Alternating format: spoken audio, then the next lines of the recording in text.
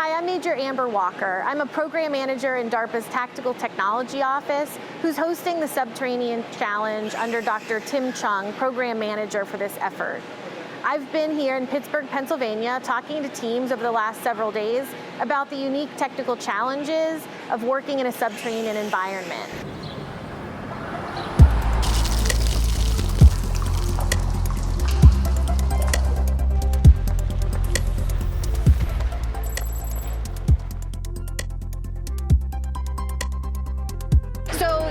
Part of this challenge obviously is understanding where in the tunnel you are such that you can report the artifacts that are detected. Can you talk a little bit about the sensing approach and the sensors on board that are helping you with that mapping? Yep, so we're using a combination of different sensors. So we're using a LiDAR, so LiDAR is more for like further distances. We have a bunch of time of flight cameras that we have around the perimeter of the vehicle for more like the local space. So we're using that for our local planner, and then the global planner is using more of the LiDAR. We're using also the odometry, obviously, and an IMU. And we also have a real sense on the front of the vehicle. Okay. And what does the real sense provide?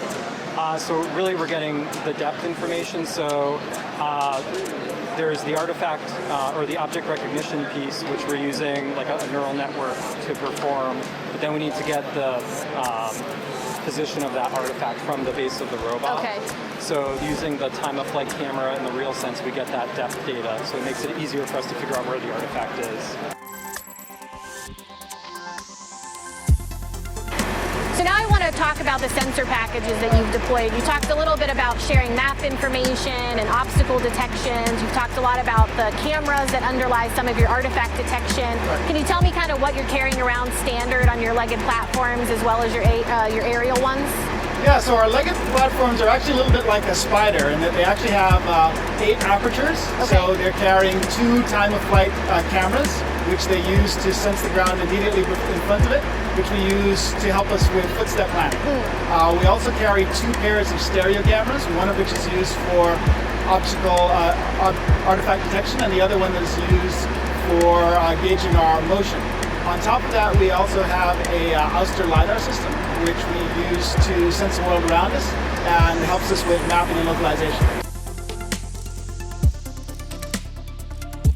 So you mentioned LiDAR that you're using to help avoid obstacles and determine whether a passage is passable. What other sensors are you carrying on your platforms to help with artifact detection and movement through the tunnels? So we have lots of cameras supported by all kinds of lights.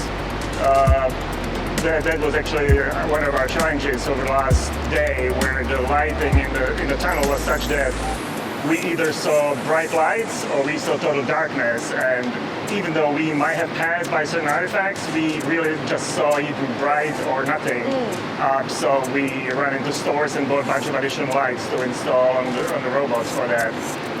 But yeah, primarily we use the cameras and we use the LiDAR. The LiDAR is primarily used for the navigation, and the cameras are used for capturing the surrounding as the robot moves, and then we fetch the video back to the base station, and our operator is then going through the video.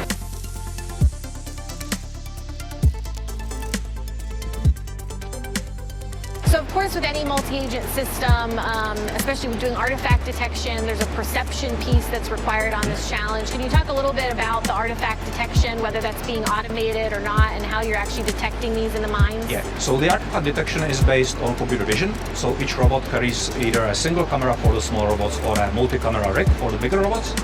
So we have like 360-degree overview of the robot surrounding. And to detect the objects of interest, we use a modified YOLO algorithm. Okay. It's called You Only Look Once. It's a famous algorithm in deep learning now. And we basically trained this deep learning network to detect these particular objects of interest.